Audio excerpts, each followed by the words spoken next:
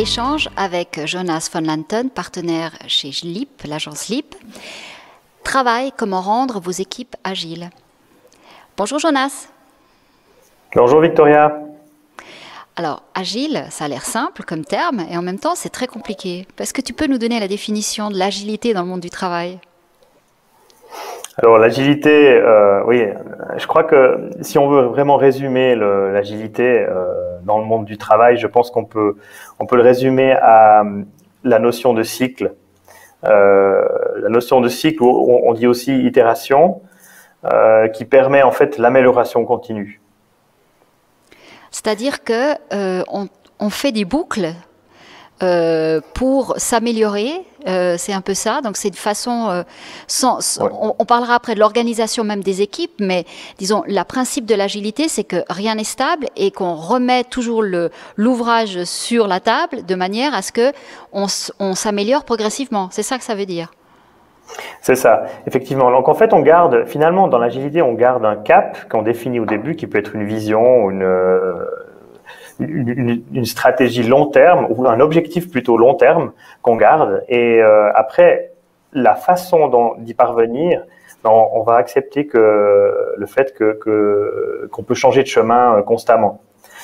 Donc pour ça, il faut pouvoir avoir un processus qu'on appelle un processus itératif, qui permet justement la réflexion, de se poser la question régulièrement. On regarde où on en est, on se pose la question quelles seront les prochaines étapes qu'on va activer, et puis après, on avance ensemble pour une partie avant de nouveau réfléchir à nouveau ensemble. Et c'est ça en fait l'itératif.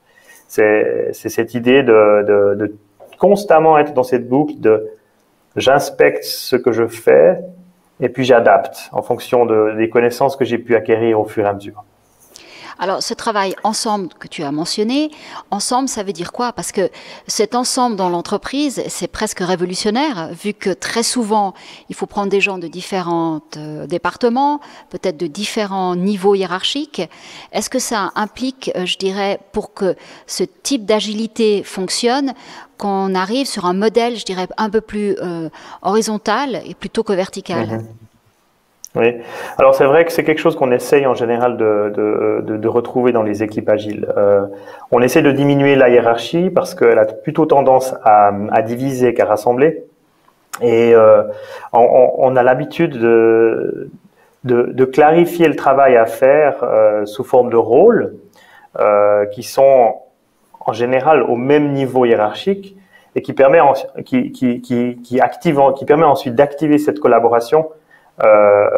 Et ce qui importe finalement dans une équipe agile, c'est les résultats que l'équipe atteint, beaucoup plus que les résultats personnels finalement.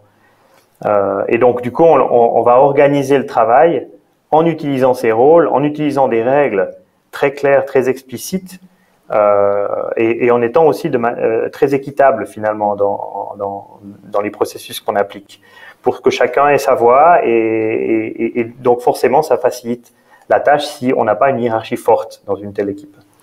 Sinon, ça va peut-être retenir certaines personnes de parler ou de s'exprimer parce que finalement, il y a une hiérarchie qui est là, qui a une influence. Est-ce que c'est plus simple dans ce cas-là d'avoir travailler sur des projets de manière un peu ad hoc, où on mélange des gens qui d'habitude ne travaillent pas forcément ensemble, mais qui vont travailler que pour ce projet, et donc justement ça va atténuer ces problèmes de hiérarchie qui souvent sont un des facteurs qui freinent la créativité? Je pense que ça peut aider effectivement d'avoir. En fait, on se rend compte chez nous que ce qui fonctionne très bien, c'est des équipes qui sont très diverses en fait, où on a différents types de profils, différents niveaux d'expérience, et même des fois des métiers complètement différents qui sont amenés à collaborer ensemble. Et on se rend compte que l'échange de points de vue, les interactions qu'il y a entre ces personnes amène en général des meilleurs résultats si on compare avec si on crée par exemple une équipe exclusivement composée de personnes ayant le même niveau d'expertise et le même type de métier, on arrive en général à de moins bons résultats et des choses moins innovantes en fait que dans une équipe diverse.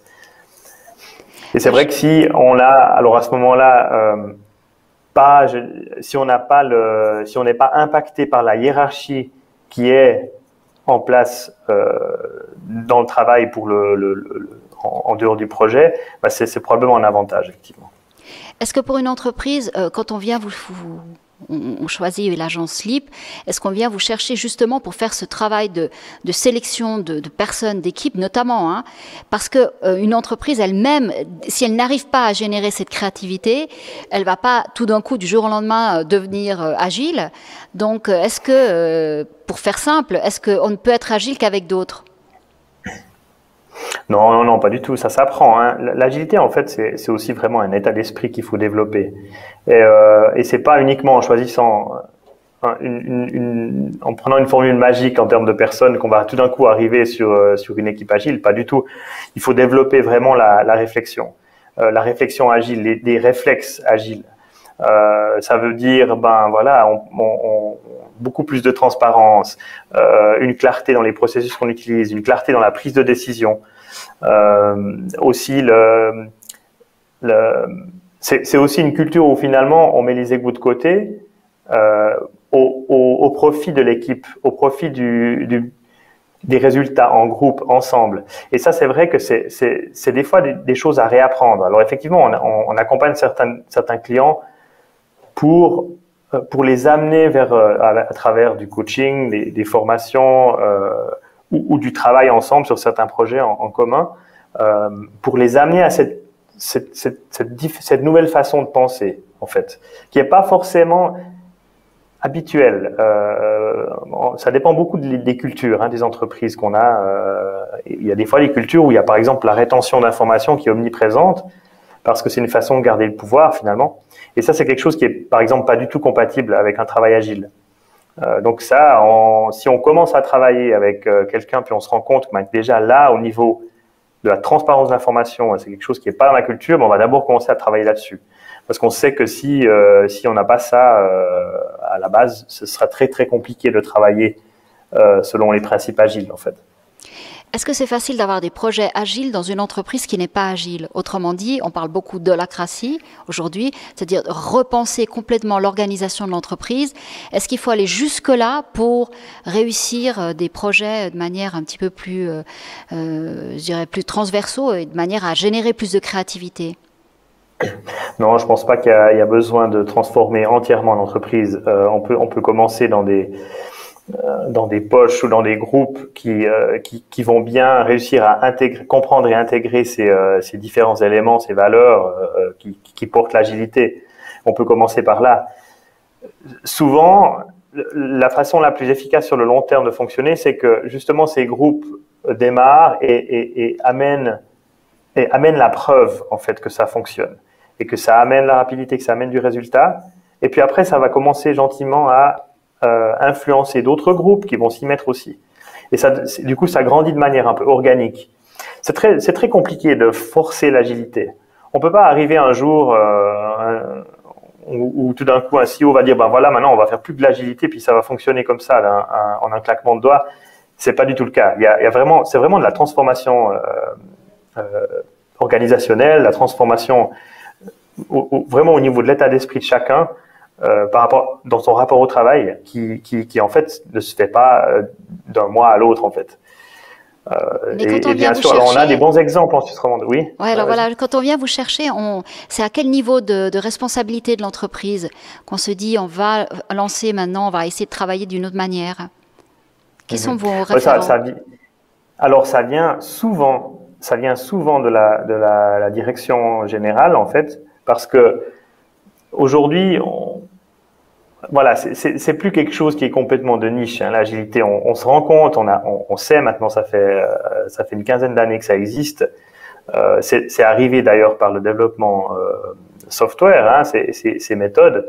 Puis même, il y avait peut-être même avant déjà dans la production où il y avait des concepts agiles qui étaient déjà présents. Mais disons, on sait que maintenant ça fonctionne. Donc maintenant, c'est aussi une préoccupation des directions générales de se dire, ben voilà, comment est-ce que je peux amener mon entreprise à être plus résiliente? Voilà, on est dans un milieu où on est dans une complexité extrême, on a tout qui change, maintenant on a une crise sanitaire, mais voilà, on sait qu'on n'est plus, on n'arrive plus à planifier le futur. On n'arrive plus à piloter son entreprise comme c'était par le passé. Donc, beaucoup d'entreprises cherchent en fait des autres façons de s'organiser pour être plus résilient, pour être plus réactif, pour être plus agile en fait par rapport à cet état du marché, de l'environnement, etc. Et du coup, donc c'est assez souvent des directeurs ou des directrices d'entreprise qui nous contactent en disant écoutez, j'aimerais bien qu'on aille dans cette direction-là, est-ce qu'on peut commencer un travail ensemble? Mais après, en général, c'est plusieurs années de collaboration. Des fois, c'est du travail intense pendant plus court, et des fois, c'est très régulier, mais pendant une plus longue période. Ou alors, les autres groupes qui nous contactent, c'est des fois des départements d'une grosse entreprise qui, par exemple, ont le mandat aussi d'expérimenter dans ces nouvelles façons de travailler. Puis alors, on définit ensemble quels sont les outils qu'on peut commencer à implémenter, quels sont quel est l'accompagnement en fait qu'on déroule.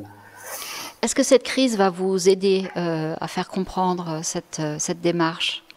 Parce que les équipes ont dû travailler d'une manière différente. Oui, alors on remarque déjà en fait l'impact. Alors pour nous, c'est un impact positif pour nos affaires chez LIP, je dirais de manière générale. Autant au niveau des projets digitaux, parce que c'est quand même notre première activité, c'est l'activité de développement de solutions digitales, où là on voit que beaucoup d'entreprises se sont rendues compte qu'elles étaient un peu en arrière sur la digitalisation en général, donc elles ont mis, en fait, cette crise leur a fait accélérer ces projets-là. Et puis la deuxième chose, c'est, voilà, on se rend compte qu'il faut aussi accélérer au niveau du développement humain dans son rapport au travail. Puis le future of work, c'est plus tellement le future of work, c'est maintenant. c'est maintenant qu'il faut y aller, en fait. Et on sait que les êtres humains prennent du temps à s'adapter, que c'est des habitudes à changer, que c'est des cultures à transformer. Et puis, c'est maintenant. Surtout quand on a une crise, quand on est frappé de plein fouet avec une crise, en fait. Alors, tu citais aussi la culture, et c'est très important. En Suisse, la culture, je dirais, du team, du travail collaboratif est quand même quelque chose qui est partagé assez couramment. Par contre, ce qu'on vit très mal, c'est le droit à l'erreur. Les gens veulent faire bien leur travail. Ouais. Et tout d'un coup, dans ce type disons, d'approche du travail, il n'y a pas d'erreur. Et on le voit très bien avec le digital, dans un monde où l'A/B testing est constant. Donc finalement, on teste et on learn, on n'arrête pas de le dire, mais ça a l'air plus facile pour les machines que pour les gens. Donc, est-ce que c'est aussi quelque chose que vous devez réapprendre aux gens à oser se tromper? Ouais. Exactement. Ouais. Et ça, c'est vrai. Vous avez raison. C'est culturellement, c'est encore pas bien intégré, hein, le droit à l'erreur. En fait, dès le moment où on intègre finalement une culture agile, qu'on veut travailler de manière agile, on doit s'habituer au fait que finalement, ce qui importe à la fin, c'est l'apprentissage. Donc, toute expérience est là, bonne ou mauvaise, elle est là pour nous apprendre quelque chose. Et on prend cet apprentissage et on s'améliore pour la prochaine fois. C'est vraiment cette idée d'amélioration continue. Et sans le droit à l'erreur, c'est très très compliqué. Donc, ce qui se passe en général quand on n'a pas le droit à l'erreur, c'est que les collaborateurs n'osent plus et font rien finalement. Ils vont pas forcément prendre des initiatives, ils vont pas forcément se lancer dans des nouvelles idées de peur de faire une erreur. Alors il faut s'habituer en fait, il faut s'habituer au fait que l'erreur est ok tant qu'on en apprend. Et voilà, donc du coup nous on pousse vraiment à développer cette culture de l'essai. Enfin c'est un peu dans ce qu'on a dans cet esprit du lean, où avec un tout petit peu d'investissement, on essaie déjà d'apprendre un peu. Et au début, ce qui est vraiment, vraiment important, c'est apprendre. Et dès qu'on arrive à un niveau où on se rend compte que ça fonctionne bien, là, on peut activer les prochaines étapes. Mais on est constamment dans cet apprentissage. Même nous qui faisons ça depuis une quinzaine d'années, nos équipes qui sont là depuis le plus longtemps, elles sont encore dans un processus où elles font des rétrospectives, on a plein de formats où on est constamment en train de réfléchir et d'apprendre et de s'améliorer. vous êtes une agence nationale. Est-ce que tu vois une différence entre la Suisse alémanique et la Suisse romande? Parce que en Suisse alémanique, la culture de la faute, c'est quelque chose d'impardonnable. Je ne sais pas comment vous allez réussir à l'inculquer. Et on a beaucoup plus, disons, un respect pour la hiérarchie. Il y a une personne qui est responsable, et donc c'est elle qui va être la fautive. Alors comment tu vois une différence, toi, entre les deux, si vous avez des projets qui touchent tout le pays? Ben moi, je vois pas ça comme tu le décris en fait. J'ai pas du tout senti cette différence entre la Suisse allemande et la Suisse romande. Ça dépend peut-être des entreprises. Je me rends compte que en Suisse romande, il y a aussi un respect très poussé de la hiérarchie. Encore pire en France, avec certains clients qu'on a où on se rend compte qu'ils sont basés sur la France, c'est vraiment encore pire. Je crois que au bout du compte, on est assez suisse, en fait, tous. D'accord. Et on a cette culture à la base, on a cette culture du consensus, qui n'est pas forcément quelque chose qui est beaucoup appliqué, je veux dire, dans le travail agile, mais je veux dire, ça nous amène cette idée du travail ensemble. Et aussi par la démocratie, hein, on a l'habitude, on doit faire des concessions, et au bout d'un moment, on accepte. Quand la décision est prise, on le voit très bien au niveau politique, des fois on n'est pas d'accord entre les Suisses romands et les Suisses allemands, mais en fait, on continue ensemble et on fait avec. Et ça, c'est quelque chose qu'on retrouve vraiment fortement partout, autant en Suisse romande qu'en Suisse allemande. D'accord. Alors après, il y a des autres habitudes, bien sûr. Il y a des choses, vraiment des habitudes, style la ponctualité des Suisses allemands versus les Suisses romands. Ça, c'est quelque chose qu'on voit. Mais je dirais au niveau de l'approche du travail, de droit à l'erreur et tout ça, je n'ai pas vraiment remarqué cette différence. Alors, toute cette approche, cette façon de travailler a un but, évidemment, c'est d'être plus productif, donc d'avoir un ROI qui sera plus intéressant. Est-ce que certains pensent que ce travail agile, disons, cette itération rallonge les processus et finalement, au final, coûte plus cher? Est-ce que ça, c'est un mythe ou c'est une réalité? Alors, ça dépend peut-être. Il faut mettre tout ça dans un contexte. Hein, on est d'accord. Ce travail agile, c'est quelque chose qui fonctionne extrêmement bien quand on est dans un milieu justement très difficile à appréhender, etc.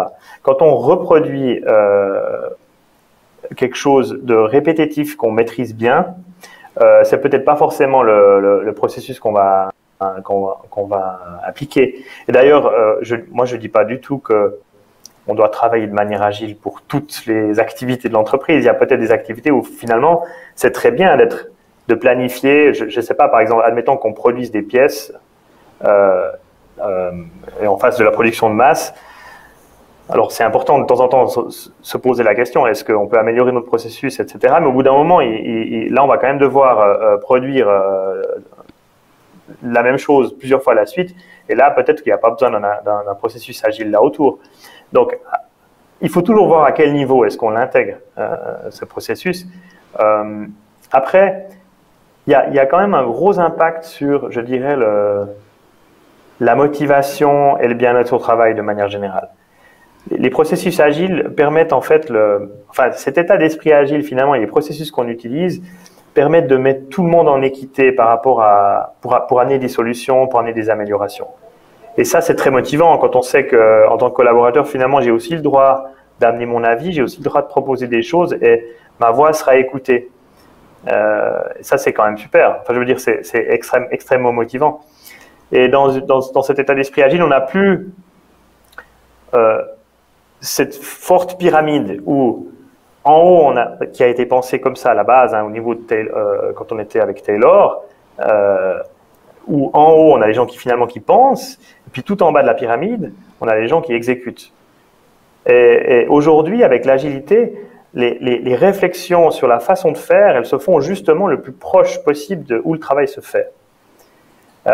Et ça, c'est quand même hyper motivant quand on peut avoir un impact, parce qu'en général, c'est les gens qui font le travail qui savent mieux comment le faire. Mais est-ce que ça inclut que le middle management, finalement, qui contrôlait les gens qui travaillaient, qui recevaient les ordres des gens qui étaient en haut et qui contrôlaient le travail du bas, finalement, c'est une couche, et on l'entend souvent maintenant, où pendant 1 année et demie, les gens ont fait du télétravail. Beaucoup de gens disent, finalement, on a vu que le middle management est peut-être pas aussi nécessaire, ou disons, devrait être disons, mis à disposition pour d'autres fonctions. Est-ce que ça, c'est quelque chose que, je sais pas, dans la théorie de l'holacratie, c'est quelque chose qui est central?